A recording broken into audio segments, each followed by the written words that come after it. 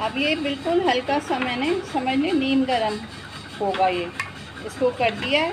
और अब मैं इसके अंदर 2 टेबल स्पून ये दही डाल के और बस इसको जमाने के लिए रख देती हूँ। और जब ये दही डलेगा तो बहुत हल्का सा बस इसे मिक्स करना है, बहुत ज़्यादा नहीं। और बस इसको हम जमा देंगे, बस हल्का सा इसको ऐसे चलाएं बस, और इसे ढक दें। ये मलाई जो हमने जमाई थी उसको एक दिन मैंने फ्रीज में रखा था। अब इसको निकाल के बस इस तरह से इसको हम आहिस्ता आहिस्ता बिलोते जाएंगे और इसमें मक्खन खुद ही ऊपर आ जाएगा। जब मक्खन ऊपर आ जाएगा तो मैं आपको दिखाऊंगी। ये मक्खन आना शुरू हो गया है आहिस्ता आहिस्ता, बस थोड़ा सा और इसको करेंगे। और अगर ठंडे पानी की ज़रूरत हुई तो ठंडा पानी भी डालेंगे ताकि ये मक्खन अच्छी तरह से इसमें से निकल जाए।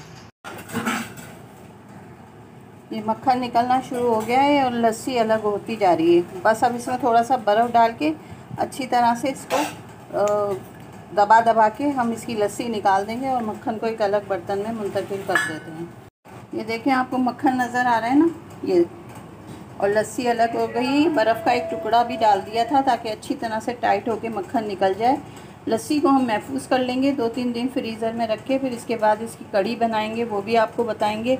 और इस मक्खन को का हम घी बनाएंगे 2-3 लौंगे डाल के, और इसको हल्की आंच पे रख के, और फिर जब तक इसका घी बनता है इसकी तैयारी करेंगे। वो आपको घी बनाने की मैंने पहले भी एक रेसिपी दी हुई है, वो आप के देख सकते हैं।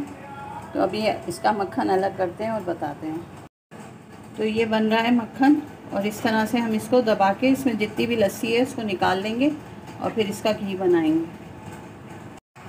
ये निकल चुका है मक्खन, अब इसका हम घी बनाते हैं।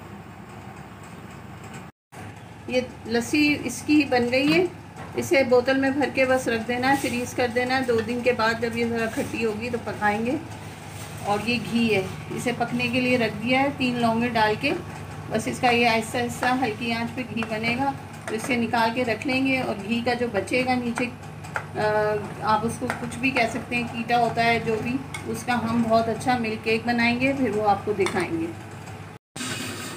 ये घी आहिस्ता आहिस्ता हल्की आंच पे बन रहा है, अभी बना नहीं है।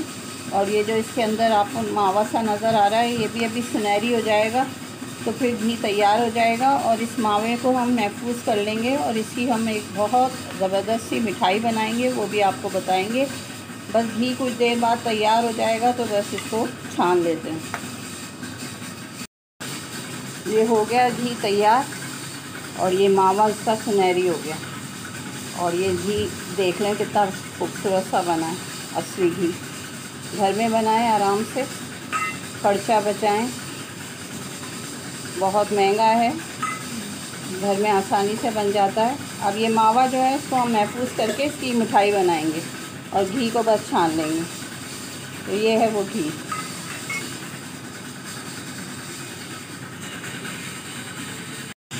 ये इस तरह छान लेंगे। ये निकला मावा और ये बन गया घी।